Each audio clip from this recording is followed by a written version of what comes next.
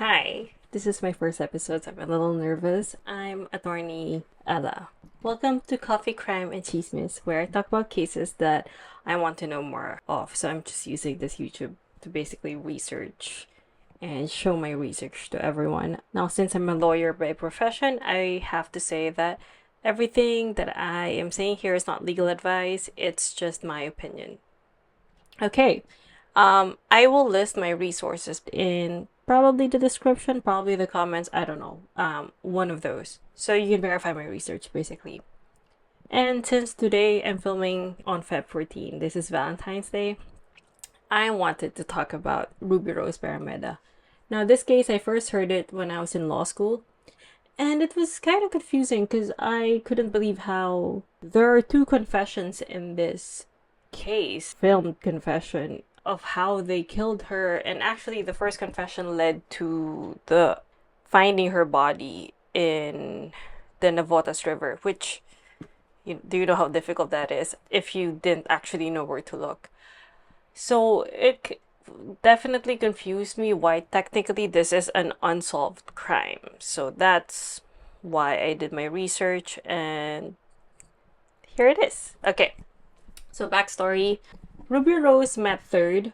They got married, they had kids, the usual. They had two daughters, but like any other relationship, it didn't work, so it got sour. Ruby Rose alleged domestic violence. Third alleged cheating on Ruby Rose's part. I'm gonna call her Ruby Rose the whole time, so this is gonna get annoying, but oh well. That's what they call her. Okay. So, on January 21, 2007, Third allegedly, I have to say allegedly also, Third allegedly physically abused Ruby Rose. And because of this, Ruby Rose left the family home. After their separation, of course, they fought over the kids, as you do. They had two minor daughters at the time, and one was still breastfeeding. This is another part of the case that I wanted to research, but I couldn't find a lot on this part. But Ruby Rose was still breastfeeding the second child, which definitely the kid is gonna be younger than 7.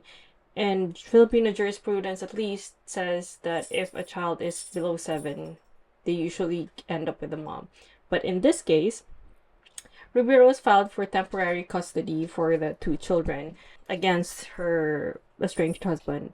However, the court decided to give the kids to Third, which is very confusing, even to me as a lawyer. And family of Ruby Rose even said that it doesn't take a lawyer to understand that that's not right. So the judge reasoned that it was because it was the choice of the older daughter. They asked the older daughter, who do you want to go with? And she chose the dad.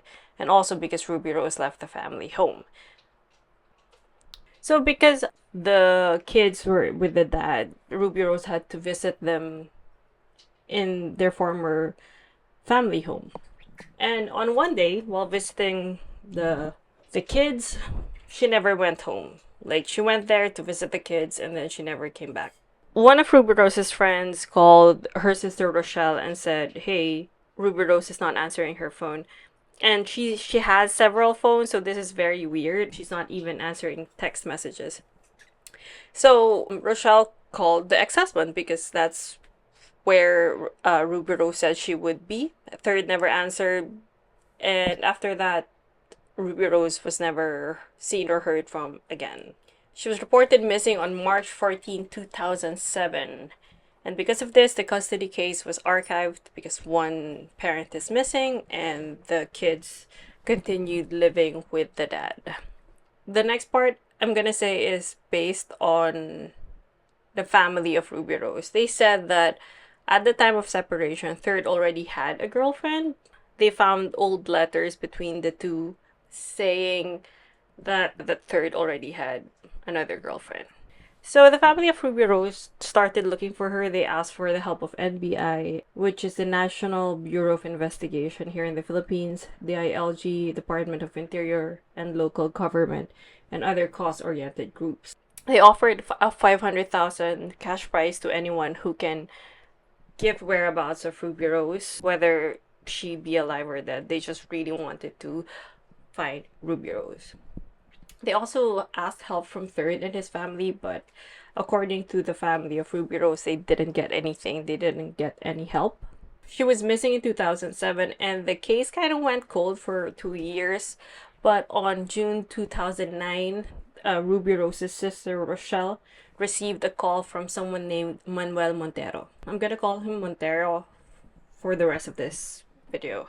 Montero actually admitted that he was involved in killing Ruby Rose, and this gave the case the break that it needed.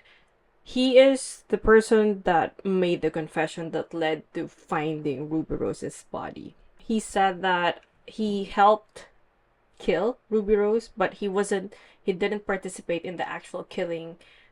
Basically he helped in kidnapping, I suppose, and then throwing the body. So yes, he didn't do the actual killing, but everything else he was part of. So because of this, he knew where the body was. So on June 10, 2009, they found the body of Ruby Rose inside a cemented steel box submerged in the waters. It was found 1.85 kilometers from the Navotas fish port. Okay, so Montero, a bit about Montero. Montero alleges that he is a former employee, a chief operation manager of the BSJ Company. BSJ Company is a company owned by the family of Third, by the Jimenezes. Montero executed a sworn statement confessing his participation in the killing of Ruby Rose. And he named Ruby Rose's husband Third, Jimenez, which is the father of Third. They're all Jimenezes, so this is gonna be confusing. So okay, he named the father of Third, the uncle of Third, Leonard Descalzo, alias Spike, Robert Ponce, alias Obet, and Eric Fernandez, alias Eric. I'm just gonna put people here since you're not gonna remember that. Okay. He alleged that they were all paid $50,000 for their services. The statements of Montero provided the details on where the steel casing can be found. When they recovered the steel casing, they found Ruby Rose's body inside. Because of this, obviously, the state filed a case against the co-conspirators. So, the father-in-law of Ruby Rose, the uncle-in-law of Ruby Rose, and their people. Okay. Montero also requested to be a state witness, of course, so he'll confess, but on the ground that he be absolved from liability, basically. Montero's participation was limited to providing the steel box where the drum containing the victim's body was placed. So he provided the drum. He also welded the steel box to seal the Ruby Rose inside. This is horrible. I know. I can't imagine. He welded the steel box to seal Ruby Rose inside along with the cement. He operated the skip or tugboat that brought the steel casing to the fish port. Far from the fish port. And he participated in dropping the steel box cadaver into the sea. When the PNP scene of the crime operatives, Soko, removed the cement from the body of Ruby Rose, they found that the body was handcuffed with tape in her mouth and her head covered in plastic. The body was very weathered down, obviously with the cement, with the water, and being at sea for 2 years. They actually identified her through dental records because that's how badly her body has decayed over the years. But the jewelry and clothes that she was wearing at the time she was missing was identified by her family. So the body was identified as Ruby Rose. The Soko actually found her cause of death to be asphyxiation. I was looking at the videos of the family talking about this, and I felt really bad for the dad because he was saying in Tagalog how he took care of Ruby Rose growing up and he wouldn't even let a fly touch her, and they would kill her this way. Like, they would strangle her and put her in cement and everything. The Jimenez family denied that this body is Ruby Rose's because they said the dental records don't fit. That's the only way to identify the body because there's nothing left. On June 17, Ruby Rose was finally laid to rest by their family. And side note, the family of Ruby Rose have not seen her children since she went missing. That's 2 years, I think, at this point. They asked that the kids attend the wake of Ruby Rose or the burial of Ruby Rose, but the family of her ex-husband actually said that the kids don't want to attend. So the family of Ruby Rose petitioned for the court to basically order the kids to attend. The judge in that court said that she personally talked to the kids, to the older daughter, and she said she didn't want the spectacle. She didn't want to go. Of course, the family of Ruby Rose didn't believe this because they said that the kids wouldn't say that. So the daughter actually said that while she misses her mother, she just wants a quiet life. The ex-husband on his end said that he will go with his kids to where Ruby Rose is laid to rest on a unidentified date where there are no cameras and there are no press because he wanted to protect the privacy of the kids. And while I do feel some type of way for the husband, for the ex-husband,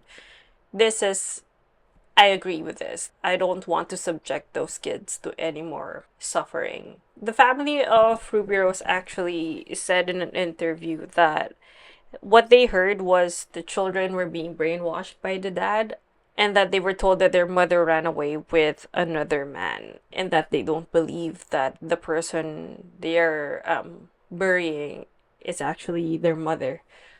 The Barrameda family actually extended the wake for one more day, hoping the children will visit, but they did not.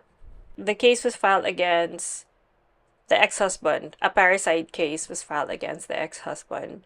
And then murder cases were filed against the father-in-law, the uncle-in-law, and the people of the Jimenezes.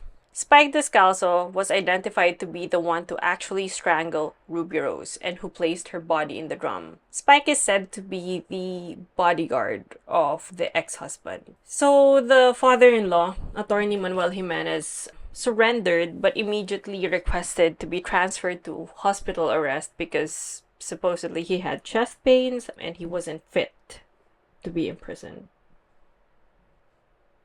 At this point, the uncle-in-law, Lope, Descalzo, Fernandez, and Ponce remained at large, so the only person they had was the ex-husband and the father-in-law. The Barrameda family actually stated reservations about whether it really is Attorney Jimenez who is in the hospital because they didn't see this person go in.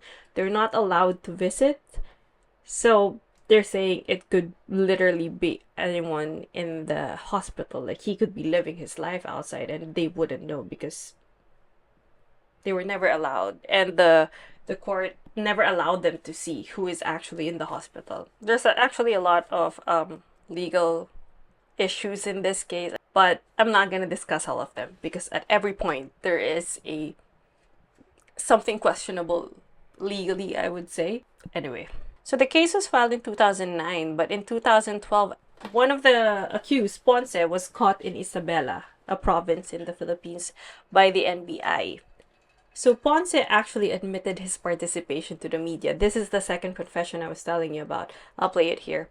Robert Ponce was arrested by the NBI Special Task Force in Isabela. He has been in hiding for 3 years after he was among those charged with murder of Ruby Rose Barrameda in 2007. Ponce says he was a driver for the Jimenezes, the family Barrameda married into. He admits Barrameda's father-in-law instructed him to fetch her before she was slain. Manuel po. Siya mismo inutusan ka niya? Nakunin po si Ruby Rose. So, ako na lang po patayin si Ruby Rose. He denies involvement in the killing, but he says he was the one responsible for mixing the cement poured into the drum where Barrameda's body was placed. Basta kami po naghahalo ng simento. Tapos noon? Nilagyan na po siya sa simento. Sa drum po.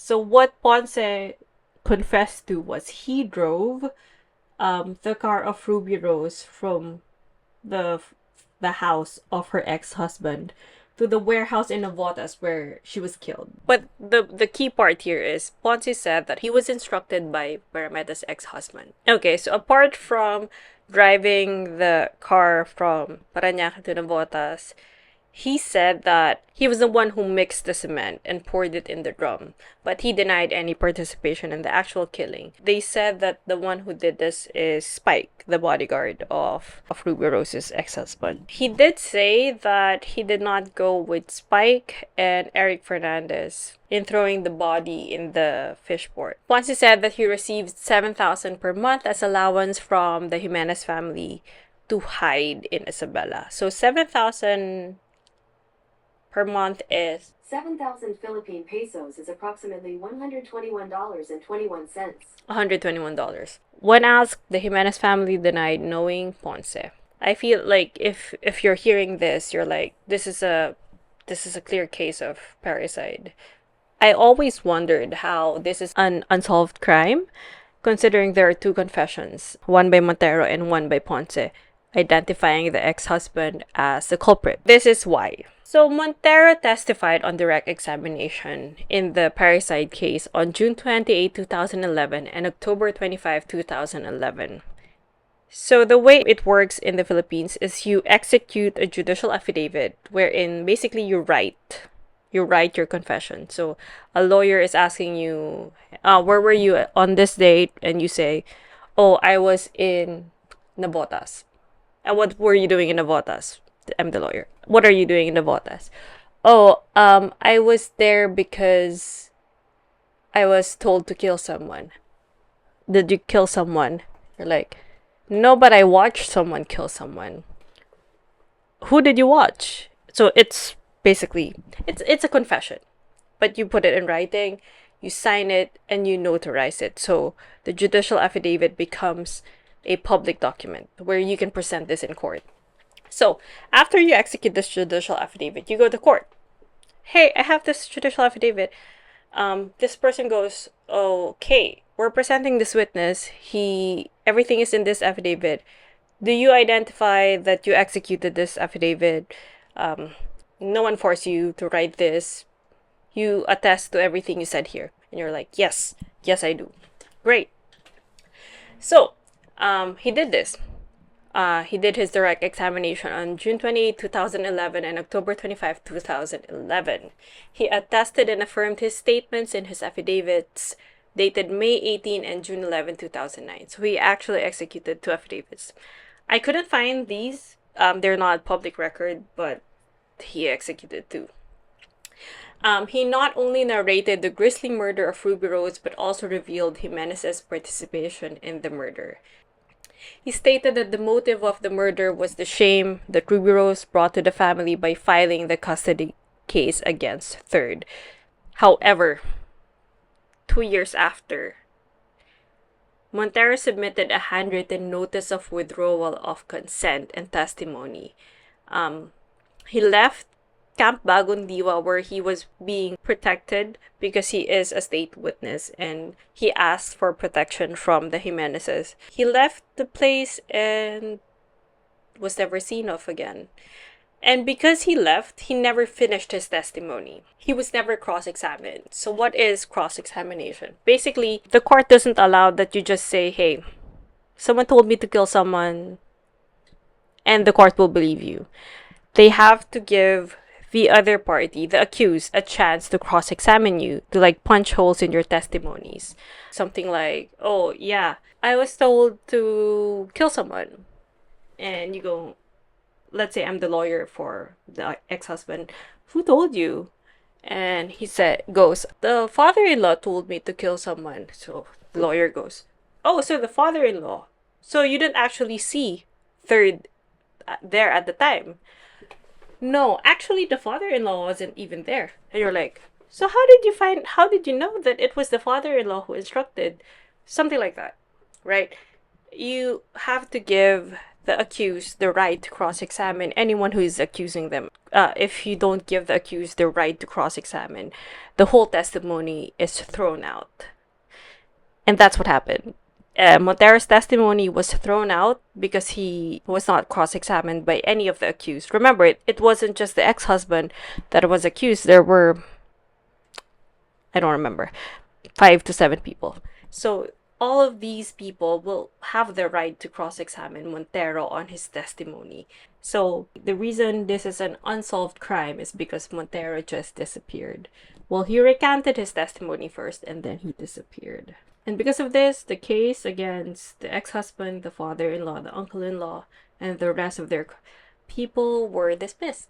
That's basically it. There is a recent update on this case where the uncle-in-law that has been at large since 2009, I think, since the case was filed, was found in 2025. So this year, January 10th, 2025. The sister, Rochelle Barrameda, actually went to the police station to identify the uncle-in-law, Lope Jimenez. But here's the thing. He was actually caught because he was involved in the kidnapping, robbery, and murder of a businessman on January 5, 2025.